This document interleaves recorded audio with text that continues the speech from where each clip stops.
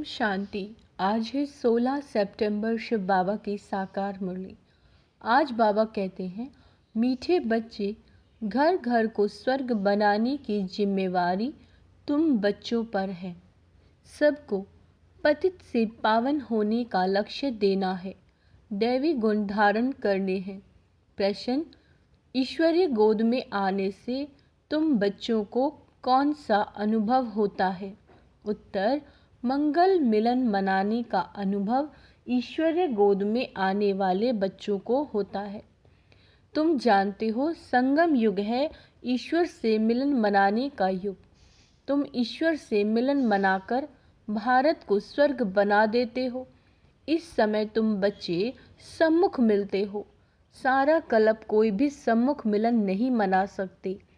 तुम्हारा ये बहुत छोटा सा ईश्वरीय कुल है। शिव बाबा है दादा, ब्रह्मा है बाबा और तुम बच्चे हो भाई बहन।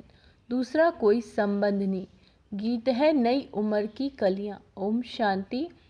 बाबा जब आते हैं तो पहले कुछ समय साइलेंस में बैठना चाहिए, क्योंकि पहले पहले दान दिया जाता है याद का।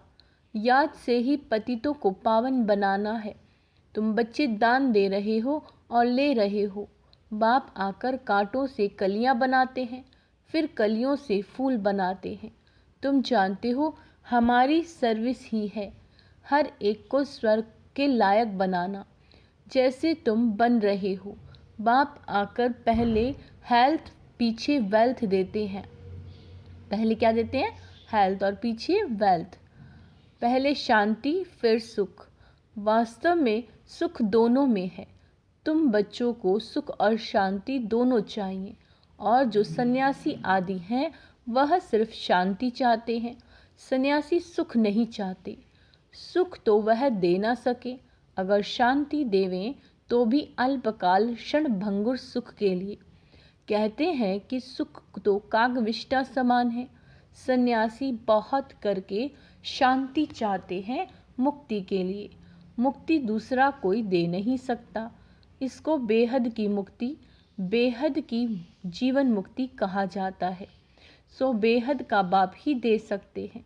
तुम जानते हो, इस समय सब कांटे हैं, कांटे चुभते हैं, कांटे चुभते हैं। बाप कहते हैं, सब एक दो को काम कटारी से मारते हैं। उनको पता नहीं कि काम कटारी को हिंसा कहा जाता है।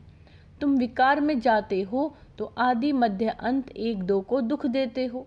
यह है दुख की दुनिया।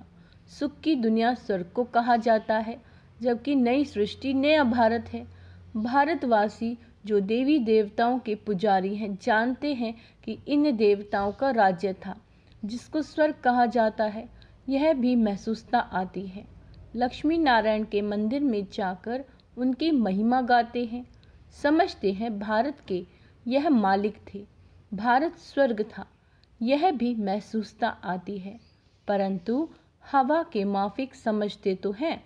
भारत में लक्ष्मी नारायण के इतने मंदिर बनाते हैं तो उन्हों की राजधानी थी।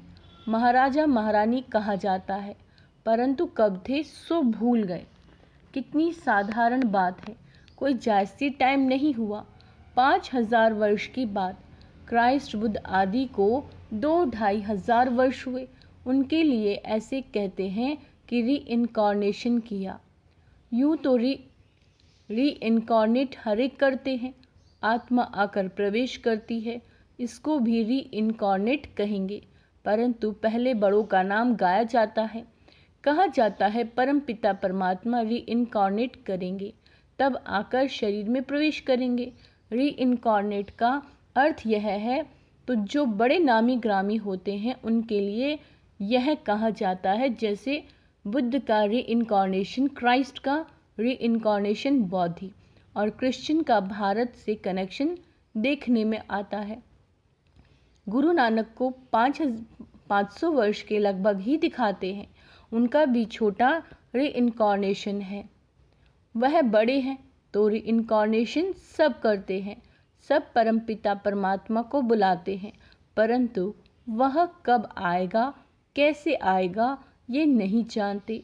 शरीर में तो ज़रूर आना होता है, परंतु जन्म न लेने के कारण री इनकारनेशन कहा जाता है। छोटा बच्चा तो नहीं बनते, सबसे बड़ा रीइंकारनेशन परमपिता परमात्मा का कहेंगे। गाते हैं परमात्मा 24 अवतार लेते हैं। अब कह देते पत्थर पत्थर में अवतार लिया, गिरते जाते हैं। जैसे भारत गिरता जाता है वैसे उनकी कथनी भी गिरती जाती है। बाप नई दुनिया का रचयिता है, सो ज़रूर नई और पुरानी संगम पर आएंगे। उनको सबसे बड़ा रीइंकारनेशन कहेंगे। शिव का सबसे बड़ा रीइंकारनेशन है, परंतु मनुष्य समझते नहीं क्योंकि परमात्मा से बेमुख हुए हैं, निराकार से परिचित ज़रूर हैं।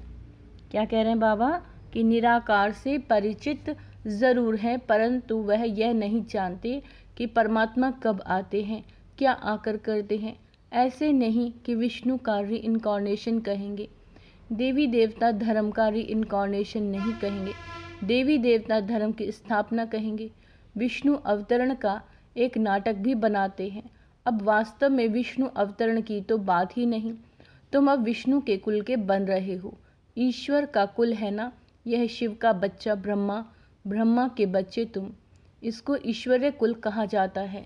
परम पिता परमात्मा कहते हैं मैं आकर तुमको अपना बनाता हूँ, मैं आकर तुम बच्चों का बाप बनता हूँ, तो सबका बाप, परंतु अभी तुम ब्रह्मा द्वारा मेरे बने हो, इसलिए तुम मुझे दादा कहते हो। आत्माओं का बाप तो है ही, सब जानते हैं इस समय में आया हुआ हूँ। बेहद के बाप से तब मिलते हो जब बाप जन्म देते हैं। अभी तुमको धर्म का बच्चा बनाया ब्रह्मा द्वारा, विकार के तो बच्चे हो न सके। इतनी प्रजा है, बहन भाई कितने हैं, तो यह सब मुख्य वंशावली ठहरे ना। सन्यासियों की वंशावली नहीं होती क्योंकि उनमें दादा बाबा का कोई कनेक्शन नहीं। यहाँ बाप भी है, दादा भी है। दादा इनको बड़े भाई को कहा जाता है। बाप आकर अपना बनाते हैं। तुम जानते हो हम ईश्वर की गोद में आए हैं। यह मिलन मनाना मंगल मिलन है, कलयुग का अंत और सतयुग के आदि, इसको ही संगम कहा जाता है। संगम में मिलन होता है, जैसे 3 नदियों का संगम। उसमें क्या होता है, गुरु लोग और जिज्ञासु का मंगल मिलन होता है। वह तो हो गया जिस्मानी, गाया भी हुआ है आत्मा और परमात्मा का मंगल मिलन। यह सबसे अच्छा है। आत्माएं मिलती हैं परम पिता परमात्मा से, इसमें पानी की नदियों की बात नहीं। यहाँ तुम बैठे हो, यह तुम्हारा बहुत भारी मंगल मिलन है। आत्माएं भी चैतन्य है, परम पिता परमात्मा का यह लोन लिया हुआ शरीर है। इनको मंगल मिलन कहा जाता है, कुंभ का मेला कहा जाता है। कुंभ को भी संगम कहेंगे। बाबा कहते हैं 3 नदियों के संगम का नाम कुंभ रख दिया। सबसे बड़ा संगम कौन सा है? सागर और नदियों का। सबसे बड़ी नदी है ब्रह्मपुत्र, उसमें बाबा आते हैं, इसलिए सागर और ब्रह्मपुत्र नदी का इकट्ठा मेला तो है। अब कुंभ का मेला है संगम पर। तुम सब ज्ञान सागर बाप से मिलते हो, इसको ईश्वरीय कुंभ का मेला कह सकते हैं। यह है आत्मा परमात्मा का संगम। कुंभ व संगम बात एक ही है। तो तुम बच्चे जानते हो हम अपने लिए स्वर्ग की स्थापना कर रहे हैं। हमको घर में पवित्र होकर रहना है। जहाँ पवित्रता है वहाँ ही स्वर्ग कहेंगे। बच्चे पवित्र रहते हैं तो पवित्रता सुख शांति है। तुम्हारी अवस्था ऐसी होनी चाहिए जैसे देवताओं की होती है, कोई भी अवगुण नहीं होना चाहिए। इसको ही स्वर्ग कहेंगे। वही फिर स्थायी स्वर्ग बन जाता है। घर में ऐसा लायक बनना है, इसीलिए कहा जाता है घर घर को स्वर्ग बनाओ। तुम मनुष्यों को स्वर्ग में चलने लायक बनाते हो। तुम्हारे लिए ही गीत है घर घर को स्वर्ग बनाओ। सतयुग में घर घर स्वर्ग था, अब नहीं है। जो बच्चे बाप से वर्षा लेते हैं उन्हों को अपने घर बैठ पतित से पावन बनने का लक्ष्य देना है। यह बड़े से बड़ा चैतन्य तीर्थ है। जहाँ शिव बाबा सागर है वहाँ तुम आत्माएं गंगाएं जरूर होंगी। यह सबसे बड़ा ऊंचे से उच्च मेला है। वह सब है भक्ति मार्ग के मेले, यह है ज्ञान मार्ग का मेला। भक्ति मार्ग के मेले तो जन्म बाई जन्म लगते रहते हैं। ज्ञान मार्ग का मेला एक ही बार लगता है। यह है रूहानी मिलन। सुप्रीम रूह परमधाम से आकर बच्चों से मिलते हैं। सबसे अच्छी यात्रा या मेला यह है। यह चैतन्य सागर तो कहाँ भी जा सकते हैं, वह जड़ सागर तो कहाँ नहीं जाता। यह सागर जाता है, तुम नदियाँ भी जाती हो निमंत्रण पर। ज्ञान सागर इस ब्रह्मपुत्रा नदी के साथ चलते हैं। तुम भिन्न भिन्न प्रकार की नदियाँ हो, कोई पवित्र है, कोई अपवित्र। कोई समय ऐसे बहुत जाते हैं जो पवित्र नहीं रह सकते, फिर भी आते तो है ना। बाहर के गृहस्थी भी आते हैं, अलाउ किया जाता है, ऐसे भी नहीं सबको अलाउ करेंगे। कोई मित्र संबंधी आदि आते हैं जिन्हों को उठाने के लिए अलाउ करते हैं, नहीं तो कायदे बहुत हैं। इंद्रप्रस्थ में कोई पतित आ न सके, कोई भी पांडा या सब्ज परी आदि कोई भी पतित को साथ में ले आ नहीं सकती। इसीलिए बाप कहते हैं खबरदार रहना। क्या कहते हैं? खबरदार रहना। सर्टिफिकेट तुमको मिलता है, किसी को साथ ले आती हो या भेज देती हो, रिस्पॉन्सिबिलिटी तुम्हारे पर है। यूं तो सेंटर्स पर तो निमंत्रण भी देते हैं, कितने पतित आते होंगे।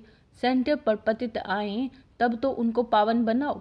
यहाँ तो सागर बैठा हुआ है तो नियम रखे हुए हैं, नब्ज देखी जाती है। डॉक्टर सर्जन तो भिन्न भिन्न होते हैं ना। मम्मा बाबा व अन्य बच्चे बात करेंगे तो झट पता लगेगा कि बुद्धि में बैठता है या नहीं। तुम कोई को भी समझाओगे कि दो बाप हैं तो झट मानेंगे। युक्ति बतलाई जाती है। परम पिता परमात्मा को तो सब याद करते हैं, हम फलाने बाप के बच्चे हैं, सिर्फ उनके ऑक्यूपेशन को नहीं जानते। यह तो तुम बच्चे समझ गए हो कि जिस जिस नाम रूप से जो मनुष्य आते हैं उसी नाम रूप से 5000 वर्ष बाद फिर आना है ज़रूर। क्राइस्ट का जो चित्र है हूबहू फिर उसी समय ही हो सकता है, ऐसा और किसी मनुष्यों का हो नहीं सकता। कृष्ण का जो चित्र है वह फिर और किसी मनुष्य रूप में हो न सके। आत्मा भिन्न भिन्न नाम रूप देश काल में जन्म लेते लेते अब पतित हो गई है, उसको फिर पावन बनाते हैं। तुम जानते हो कल्याणकारी बाप है, अकल्याणकारी रावण, सबको सदगति देने वाला बाप है। फिर इसमें मनुष्य तो क्या सब चीज़ों की सदगति हो जाती है। नरक का विनाश, स्वर्ग की स्थापना होती है। जो कल्प पहले आए थे, कोई पंजाबी कोई पारसी आते हैं ना, सभी को निमंत्रण देना है। बाप आया हुआ है, ढिंढोरा पिटवाने में भी हर्जा नहीं है। तुम्हारे चित्र भी बड़े अच्छे हैं, अभी तुम मंदिर लायक बनते हो। अब भूतों को निकालने में बड़ी मेहनत है। लक्ष्मी अथवा नारायण को वर्णने के लिए विकारी अवगुण निकालने में कितनी मेहनत लगती है। कोई को काम का भूत, कोई को क्रोध का भूत, किसी को मोह का भूत। थप्पड़ मार देते हैं, एकदम गिर पड़ते हैं, लोभवश भी गिर पड़ते हैं। अच्छे घर की बच्चियां मिठाई देखेंगी तो छिपा कर खा लेंगी। लोभ ने भी कितनों को नुकसान पहुंचा है। लोभ के वश ही चोरी करते हैं। पहले तुम भट्टी में थे, अभी तो सबको अपने घर में भट्टी बनानी पड़े। बाप ने एक ही बड़ी भट्टी बनाई है, अभी तो कहते हैं पहले 7 रोज भट्टी में रहना पड़े। आजकल किसी का भट्टी में बैठना बड़ा मुश्किल है। सेंटर में भी आते हैं तो रंग चढ़ाते हो, फिर घर में जाने से उड़ जाता है, संग दोष लग जाता है। अभी बड़ी मेहनत है। अभी तुम बच्चे जानते हो हम ईश्वरीय कुल में बैठे हैं, दादा बाबा और हम भाई बहन हैं।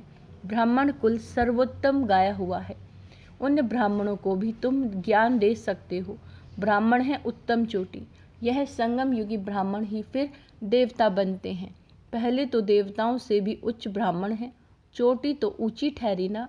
तुम ब्राह्मण देवताओं की पूजा करते हो, अपनी को पुजारी उनको पूज्य समझते हो।